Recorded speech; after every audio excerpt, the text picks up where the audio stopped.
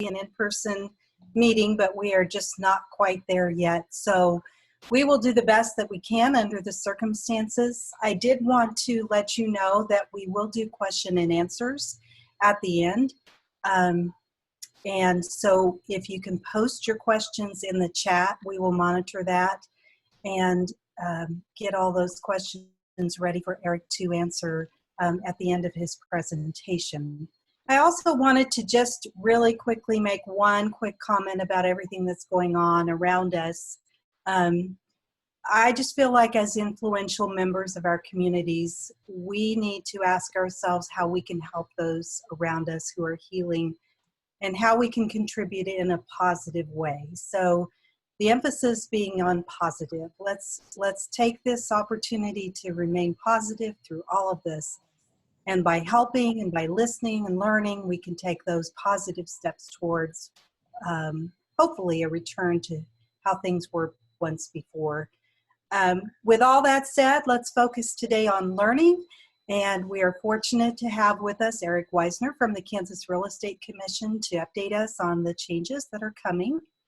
So just a brief intro to Eric, and then we'll let him take it over.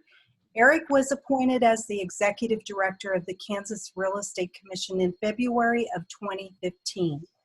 Prior to his appointment, Eric served as an Assistant Secretary of Agriculture for the state of Kansas, where he was responsible for the fiscal, information technology, and human resources sections of the agency. Eric has 15 years of experience working in the legislative and executive branches of the state government.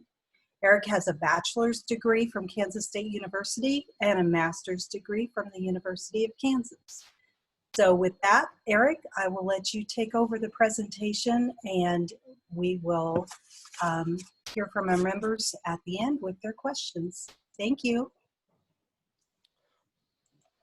Thank you, Sandy. Sheila, appreciate the opportunity to speak with you today. I went ahead and shared my PowerPoint screen, so hopefully you all can see that. Just briefly before I get started, I do appreciate the opportunity to speak to this group. I was talking, my last group that I spoke to was the Lawrence Board of Realtors, and I actually got booed at the beginning of that because they brought up in my bio that I was a K-State graduate. And I said something about being more of a K-State fan than a KU fan, which I probably shouldn't have done. But I'll just say that I'm a equal opportunity KU and K-State fan, along with a Wichita Shockers fan. So we're always rooting for the Kansas schools. Before I kind of go into my presentation on social media and advertising, I just wanted to kind of do a quick 60-second overview of the Kansas Real Estate Commission. So the commission itself is made up of 5 members. 4 licensee members who are brokers, each of them represent a congressional district. So in this area, the 4th district, I believe, Sue Winger is the member of the commission. And then we also have 1 member of the public who is not a realtor member. So the commission, essentially what they do is they determine the qualifications for licensure based on statutory and regulatory requirements, along with reviewing disciplinary actions that may be taken against licensees. To support the commission members, we have 12 staff members, including myself. In normal times, we have 7 people in the office and 5 people who work remotely. Right now, we have 1 person in the office and 11 people who are working remotely. Thankfully, we had a pretty seamless transition to remote working, and probably even when things return back to normal, we'll probably have a little bit more staff who work remotely on a full-time or part-time basis. But that's just a brief overview of what we do. So what I'm here to talk to you today about is social media and advertising.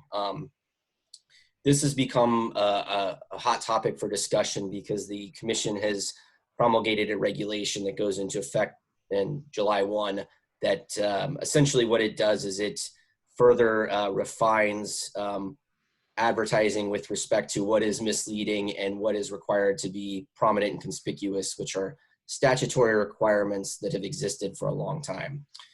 So I will kind of go ahead and get started here. So one of the things that I like to start out with was what has not changed.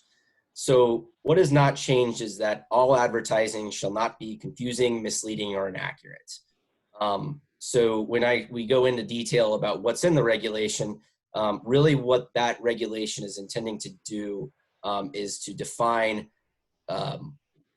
certain aspects of what could be misleading or confusing or inaccurate advertisement. In addition, all advertising shall be conducted under the direct supervision of the supervising or branch broker. This is not something that's changed. In fact, when we do investigations related to advertising and lots of other matters, one of the first questions we'll ask a licensee is whether or not their broker has approved the advertising or whether or not they've discussed the matter with their broker. The next item is that it must include the name of the supervising broker's trade name or business name by prominently and conspicuously displaying or announcing the supervising broker's trade name or business name. One of the questions that we've gotten lately that I think is important to provide an overview is that in Kansas anyways, you're allowed to have the business name that's registered with the commission and one trade name tied to your business name. And this is for a supervising broker. I know other states have different requirements. Some states don't allow any names, fictitious names other than the business name. Some states like Missouri allow for many different fictitious names or trade names. In Kansas, you're allowed to have your business name or trade name. And those two are both allowed to be used in advertising. They don't both have to be used in the same advertisement. They can be used interchangeably, but one or the other has to always be used, and they have to be exactly what's registered with the commission. So that's the question that I've gotten in a few of these presentations, so I thought I'd address that up front.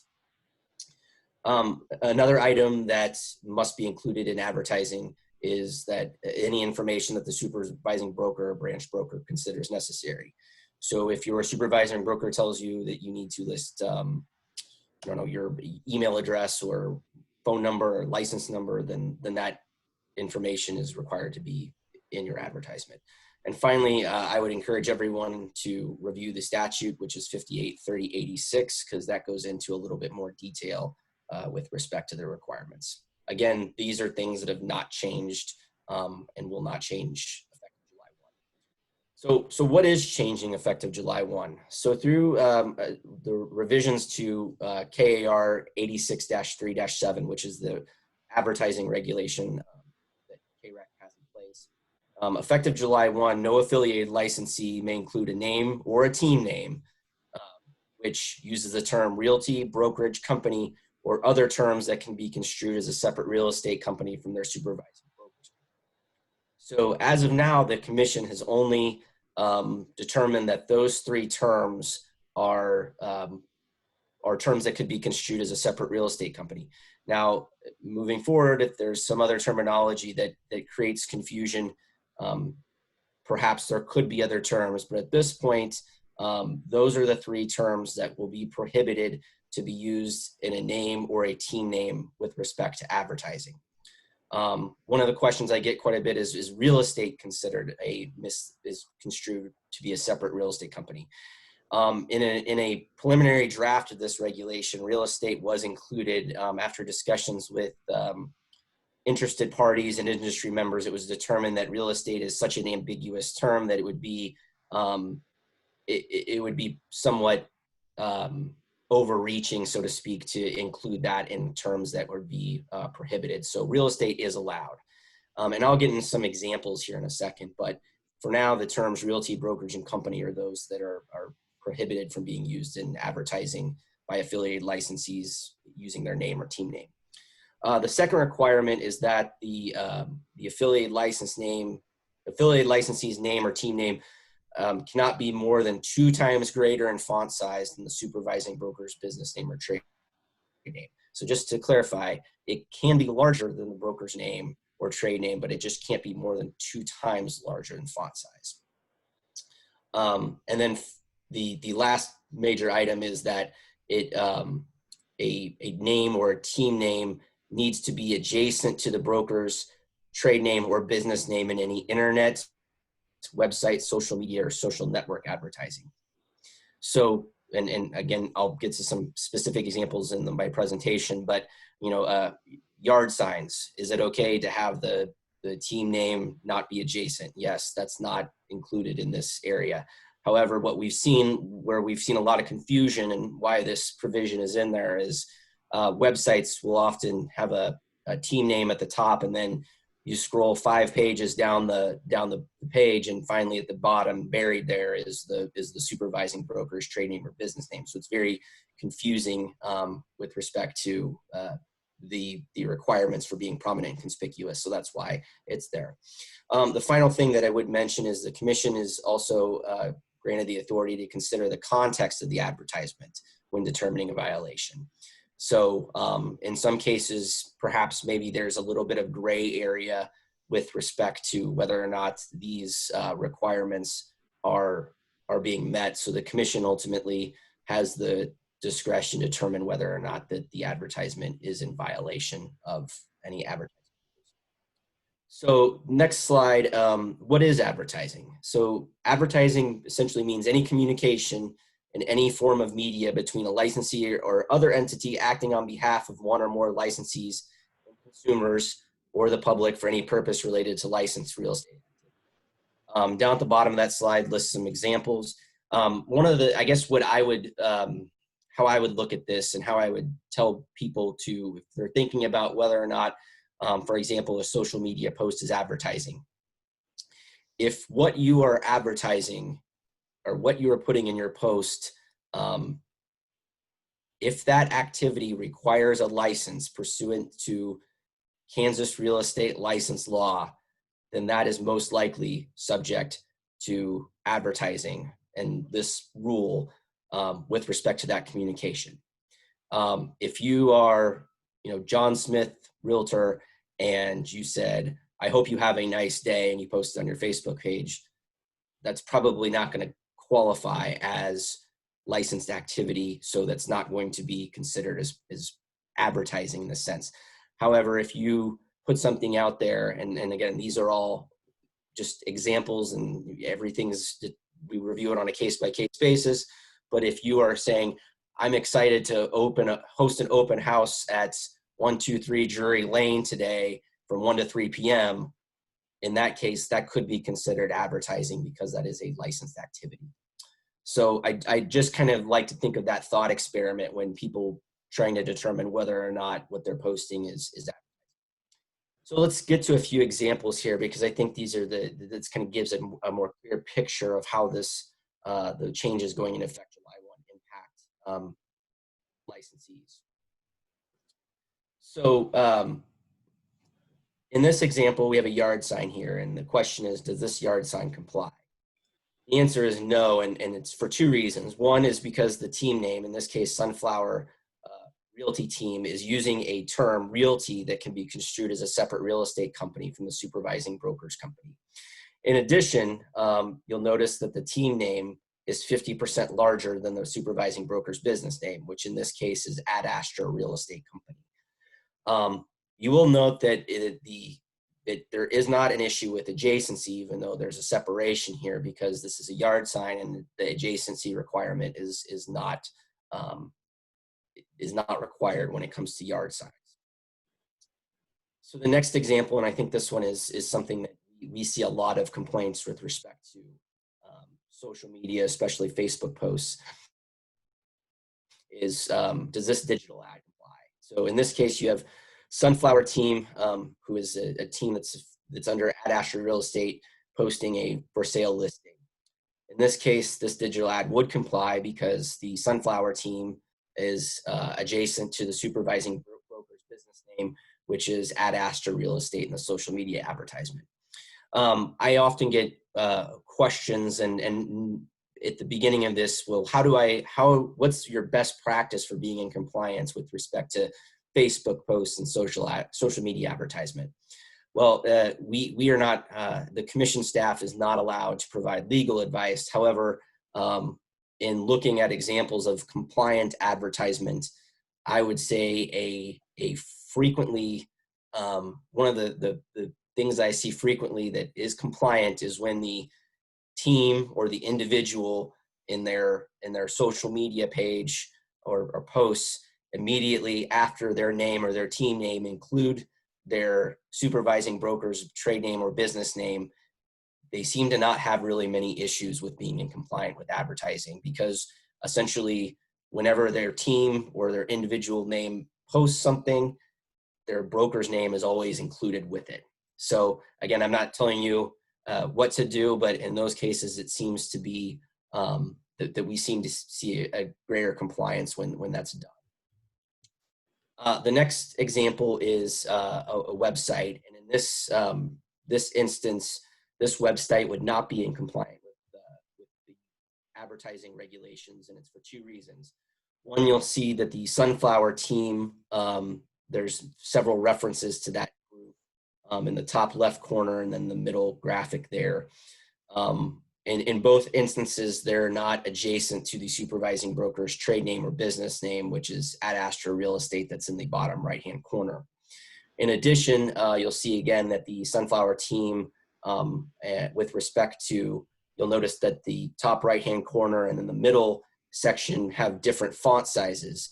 In the case of the Sunflower team that's in the middle, that font size is more than 2 times the size of Ad Astra Real Estate. I bring this up because when we look at this, in some cases we do see that team names or individual names are listed multiple times on a page or in an advertisement. And what we do is we go off of, well, whatever is the most prominent or largest font size for that team name or business name. That's what we use to, or individual's name, that's what we use to compare it to the broker's business name or trade name in that advertisement. Again, an example of, is this advertising? So in this case, we have a new agent, Eager Eddie, who has just gotten his real estate license. He gets on Facebook and he puts out a posting that says he's hosting an open house this weekend, so come see him at 123 Main Street. In this case, this ad would not be in compliant because Eager Eddie is conducting activity that's licensed activity, so it's subject to the advertising regulation. And in this post, he is not included anywhere on here that he is where his affiliation is with his broker's trade name or business name. If he was to include Eager Eddie with, Ad Astra Real Estate, if that was who he was affiliated with, then in this case he would be compliant, but he has failed to do that here. So this slide in particular, and this part of my presentation, I kind of gear towards supervising brokers who are participating in this. And I know I've looked at some of the roster, and I know that there's some supervising brokers on this meeting. So just a couple of quick reminders, and I think it's also good that licensees who are not supervising brokers are aware of this, just because when we do get complaints related to advertising, not only do we reach out to licensees, but we also reach out to their supervising brokers, because there are some requirements that that supervising brokers are required to meet with respect to advertising.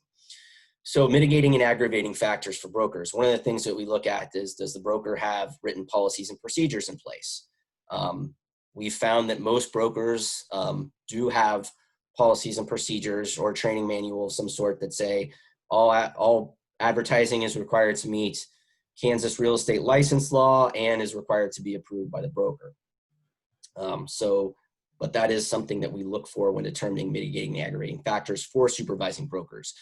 Another factor that we look at is training provided to affiliated licensees. Have they, in sales meetings or in other professional development, have they gone over the requirements contained in Kansas real estate license law with respect to advertising? I know that I'll be providing the PDF of my presentation to Sheila for distribution to the membership, and what I'm sharing here is not proprietary information. In fact, I encourage everybody to forward that out to licensees. In fact, it's actually posted on our website. We also look for prior discipline history. If the brokers had licensees who have violated advertising laws and they haven't had haven't put put into place procedures or training. You know, if it happens again and nothing occurs, then there could be progressive discipline there. And then finally, is there systems in place to ensure proper management? I know some brokerages have staff that are dedicated to reviewing licensees' advertising and working with licensees. So that's one thing that we'll also look at is there proper systems in place and perhaps delegation of authority.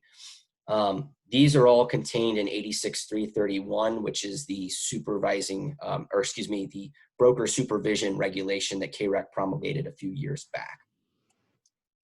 Finally, I just share this example. I would like to say we made it up out of thin air, but this is an actual example of an advertising complaint that we received, where we saw that this Johnson Group, who's a team, posted that they're posted a home for sale. They didn't include anywhere the supervising broker's trade name or business name. We approached the broker and they said that they had no knowledge of that advertisement and that they did not approve it. Yet when we looked at the bottom of the advertisement, one of the individuals who liked the advertisement was actually that group's supervising broker. So it's just a reminder that everything that's online is open for viewing, and in this case, this was not a really good look for the supervising broker with respect to discipline when they told the commission they didn't approve it, yet they liked it on Facebook. So wrapping up, and I'll open the rest of my time for any questions on advertising, social media, or anything else we want to discuss today. But again, the commission staff is not authorized to approve advertising or provide legal advice. If we receive questions with respect to, is my advertising compliant, our canned response is, please see the statutes and regulations that I referenced in my presentation. And if you have any further questions, recommend you contact your broker and or attorney. And I will say that commission staff is available to provide advertising presentations upon request. I will tell you that with respect to the current situation that we are in, we're not doing any traveling right now, but these Zoom meetings work very, very well, especially for this type of presentation. And we do have staff, not only myself, but Wendy Alkire, compliance supervisor, along with several of the other compliance staff have kind of gone through some training and are available to do these type of presentations. So with that, I'll go ahead and stop my presentation and turn it back over to Sheila and Sandy. If you guys want to do questions, we can do that. Okay, well, Eric, there is one question that we've had so far, and anyone who has a question, please post in the chat. But the first question is, does the prohibition of using a term like realty in combination with another name that is not a brokerage or trade name apply in website addresses, URLs? So for example, www.smithteenrealty.com. So again, the commission does have the ability to consider the context of the advertisement when determining a violation. In this case, what we've told people is if their website, if the name at the top includes a prohibited term, yet in the advertisement itself, in the body of the advertisement, they have a they do not have that misleading term like realty, brokerage, or company.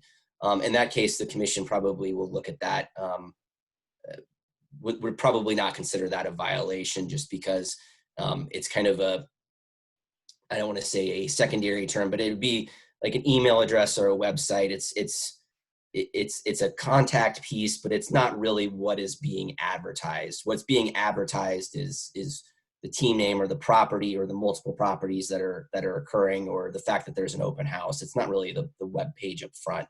So in discussions, we're not really looking at prohibiting terms like realty, brokerage, or company in the website or the email address. Okay. And a second question, if you post from your personal page, Do you also have to list your broker's company name on each individual post that you make? For example, Instagram, my broker's name is on my homepage within my bio, so do I have to add it to any post I make that is considered real estate advertising? So again, this is a good question. We get it a lot. I can't give you a definitive answer other than if that post is going to show up as a separate post on a separate page where their broker's trade name or business name is no longer available, then most likely it could be in violation of the advertising laws. And that wouldn't be necessarily the regulation. That would be in current law, because we, unlike, I know that there was some confusion for a while because the National Association of Realtors and their guidelines and their policies and procedures allowed for a one-click policy with respect to advertising. Kansas law doesn't contemplate that. So essentially any visual page where advertising is going to be done has to include your broker's name or trade name. So if that somehow gets lost, if that post separates from the homepage, then it could be in violation. So that's why, when I brought up in the slide the Facebook example where the team also included right after that the broker's trade name or business name, and that was compliant.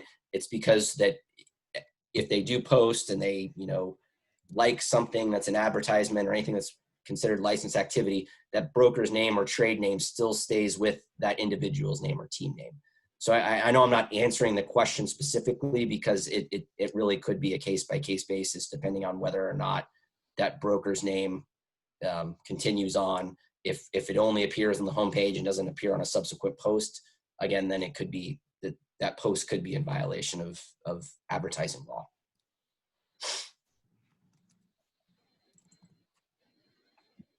Okay.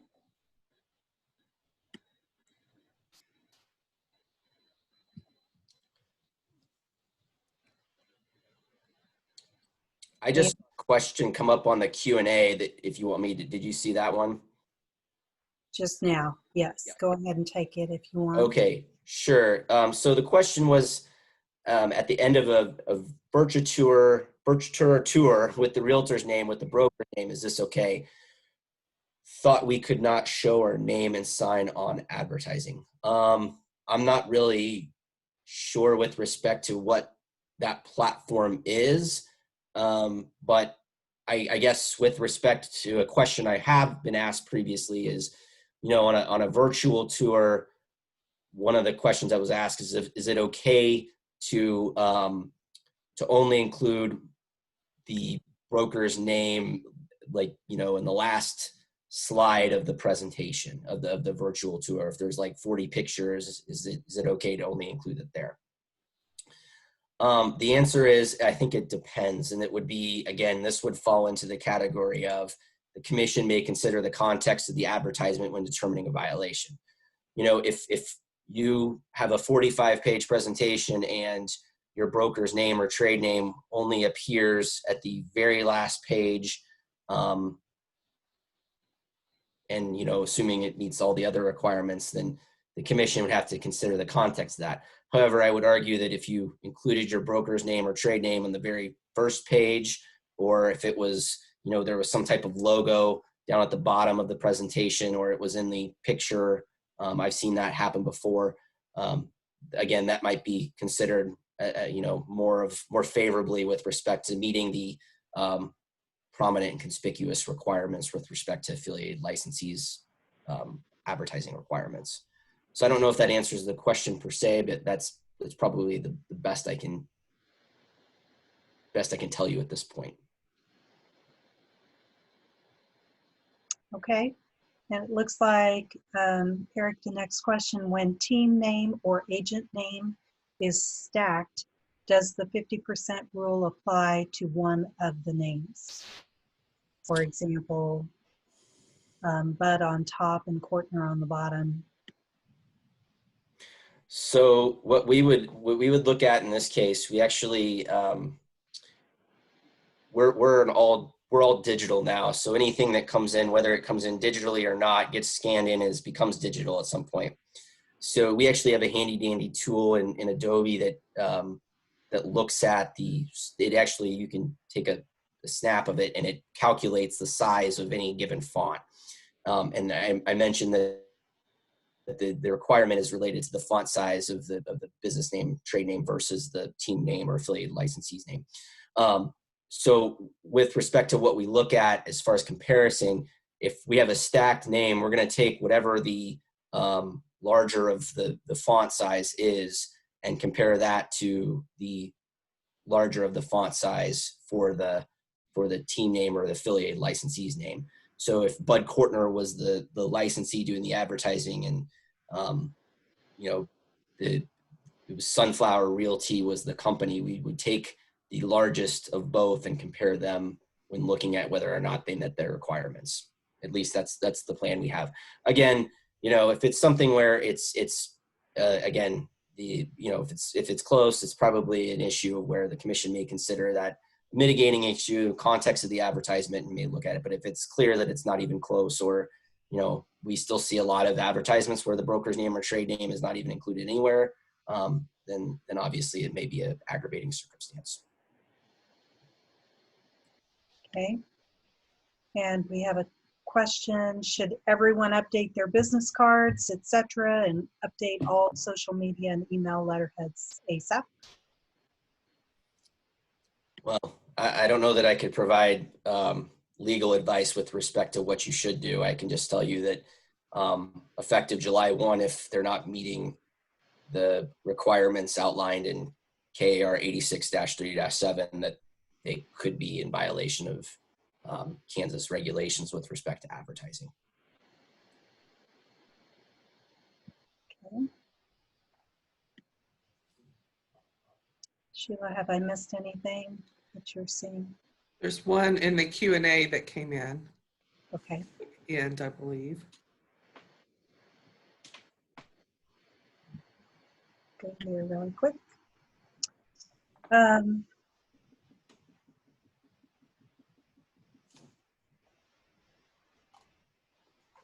Looks like there's a couple there, maybe.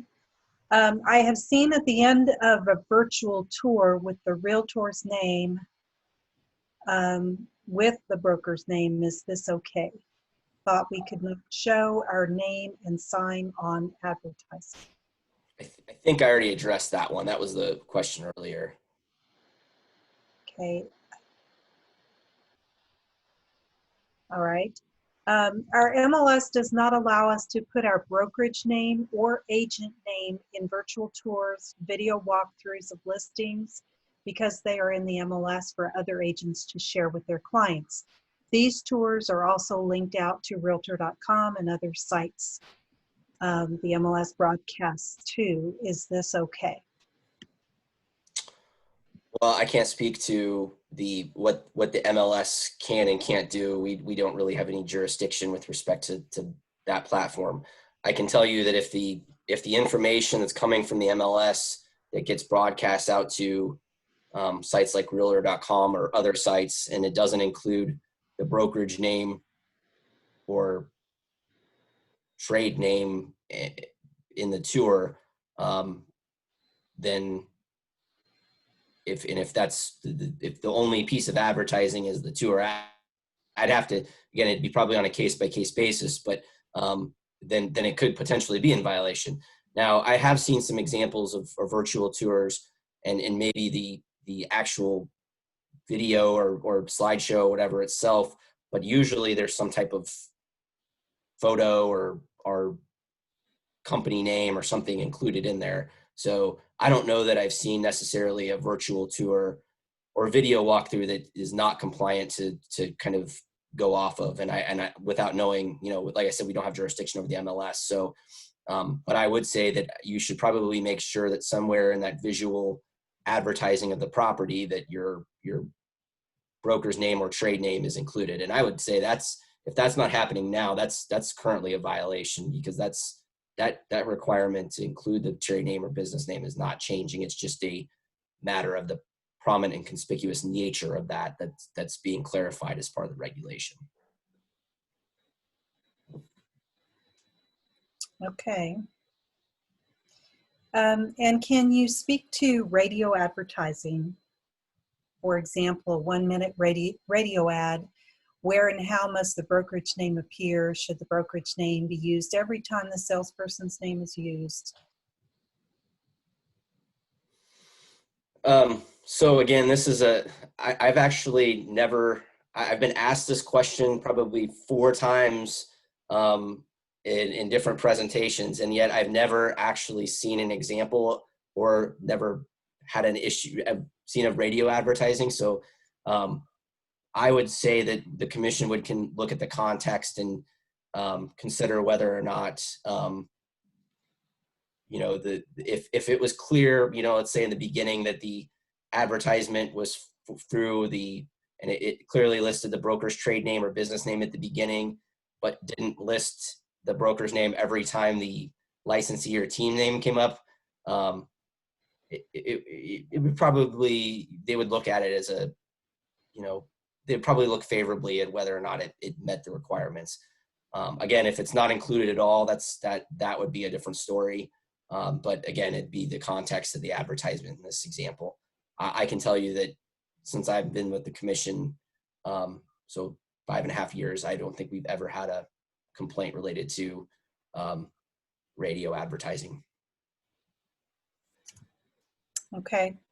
This next question may or may not be something you can answer, Eric. Branded videos wouldn't be allowed on the MLS and/or Realtor.com. Only non-branded videos are allowed. Is this correct? Yeah, I wouldn't be able to answer that question. Sheila, do you have any comment to that? Non-branded. Okay. So if the logo for the team is separate from the team name, is the font size related to the logo of the team or the font of the team name? That's a good question. We've looked at is usually the logo doesn't really, we can't really, in some cases it's not an actual font, there's not actual words, it's just some type of visual display, a picture perhaps.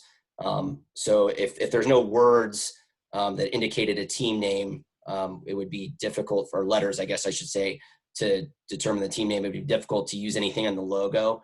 But if the logo, let's say, was the team name and just much more bold lettering, then perhaps we would use the font size with respect to the logo. But again, it'd be on a case-by-case basis. I know that most of the instances that we've seen, we use the actual team name and not the logo, just because we can't really get there's no font to go off of because there's no lettering. Okay. Back in the chat, sounds like more determination needs to be done regarding video tours, especially if linked to an MLS. If you don't use either company or agent's name, it shouldn't be a problem, would it?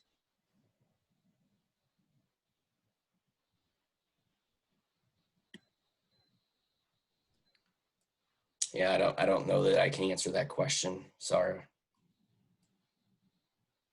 Sheila, is that? I'm gonna patch in Doug here on the fly. So let's hold on that question for a minute. We'll go on while we're getting Doug with another question. Can sign writers be used for brokerage name as long as size is right? I don't see why not. I mean, there's no requirement that the sign be exactly what's on the metal frame. That's the original metal. I mean, if you want to, bolt something onto the top or the bottom to make sure that the broker's name is included, I don't see why that would be an issue. If I'm assuming if that's the question.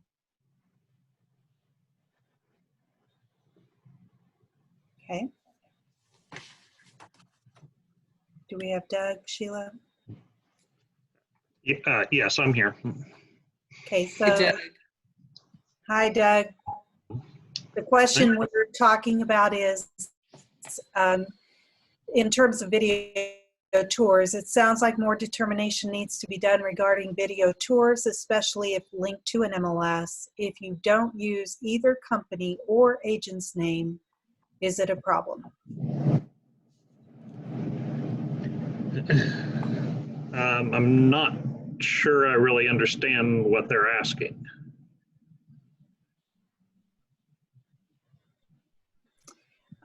I'm thinking if it's not branded at all, the video tour is not branded at all, then are you in compliance? With MLS policy or license law? Well, it says especially if linked to an MLS.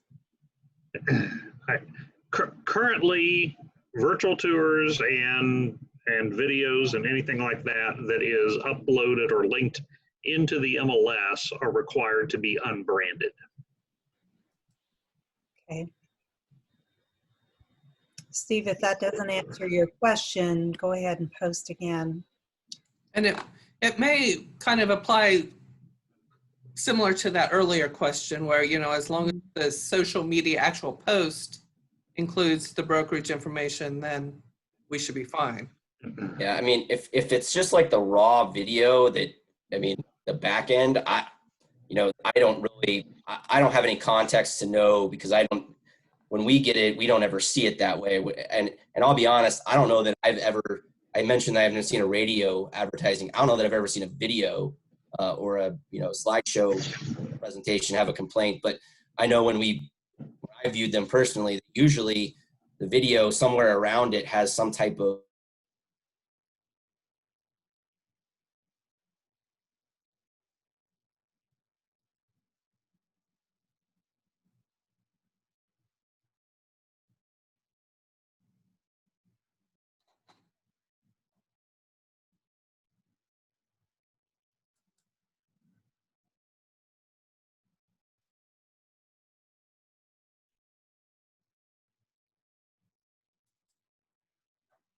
Now, the issue would become if, in some cases that they may use pictures and copy that and forward it out. If it can be, if they're just taking that and taking it out of the context of the original advertisement and posting it out there, then maybe it could be in violation. But I would say that that's probably compliant. I haven't seen an example that's been sent to the commission where it wasn't compliant. So it's tough for me to give you that.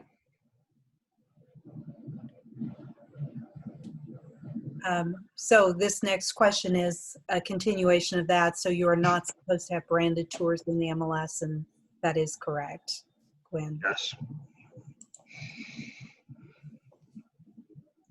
Okay. I missed anything, Sheila?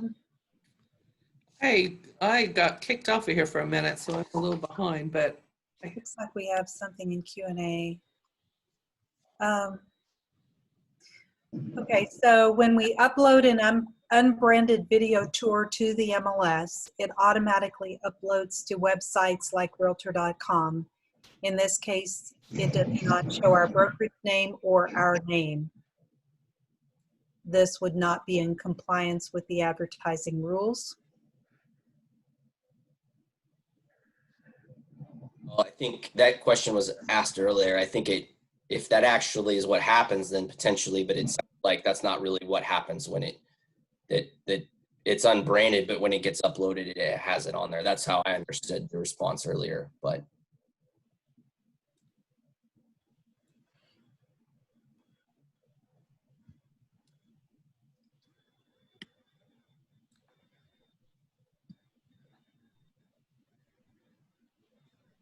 Okay.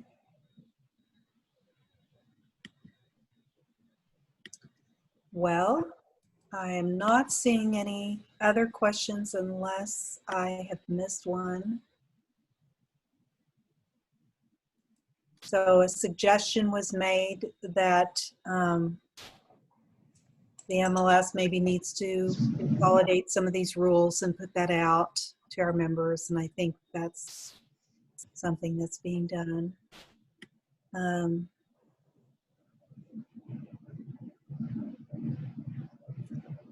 Okay, any other questions for Eric?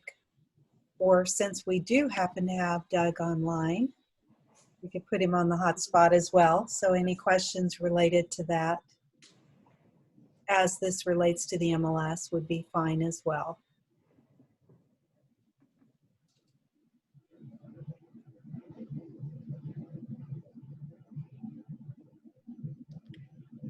I think we must have covered the big questions. Okay. Excellent. Eric, any other comments or closing comments that you would want to make for us?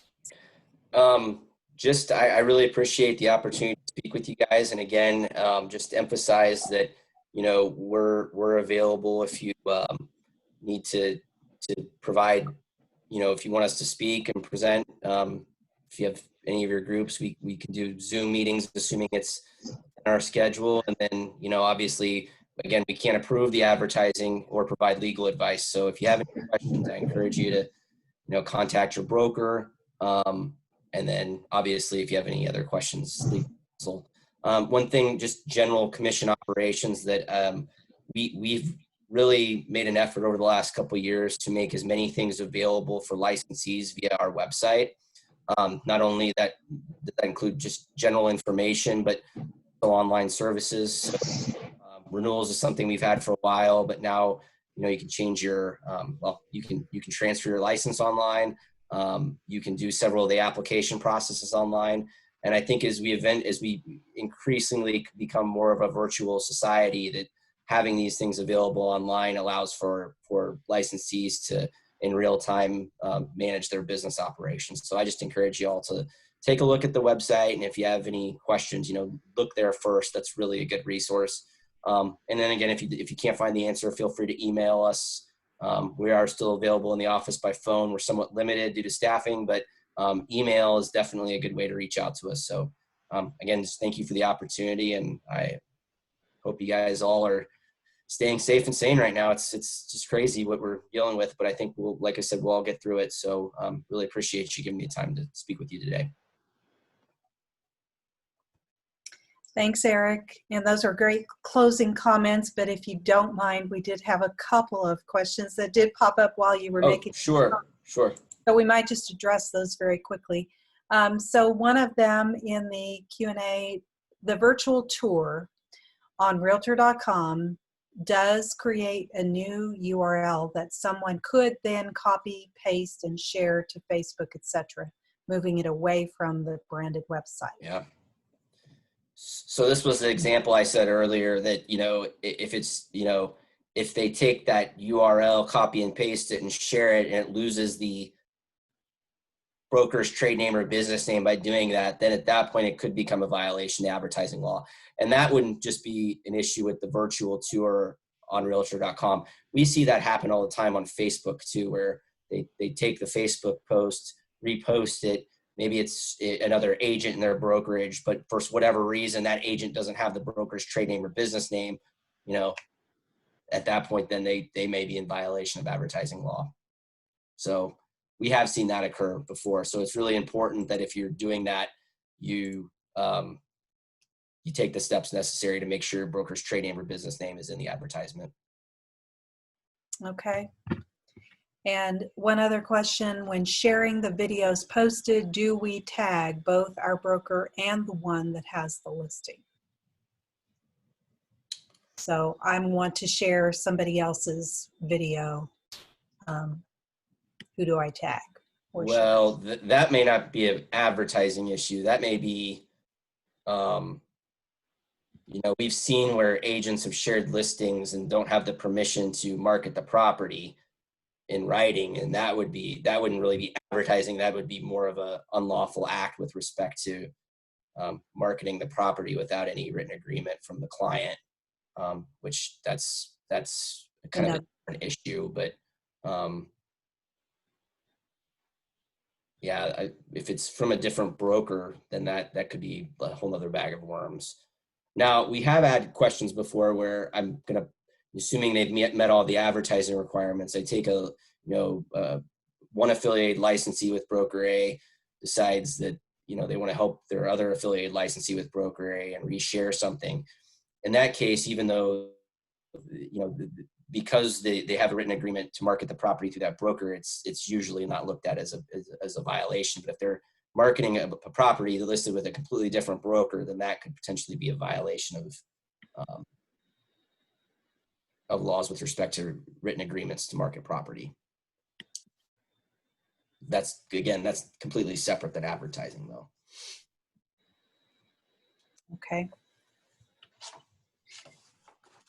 All right. Well, I think this time we really are going to let you go. Sorry. No, you're fine. Thank you. For making your final comments. So we really, really do appreciate you joining us today and providing that information. And we know that you're very available to us to further our questions if we have them. So thank you for all that you do for all of us. Appreciate it so much. All right. Thank you, guys. Have a good day. Thank you, Eric. Great information. All right. Thank you. And thank you all for participating. We appreciate you being here today.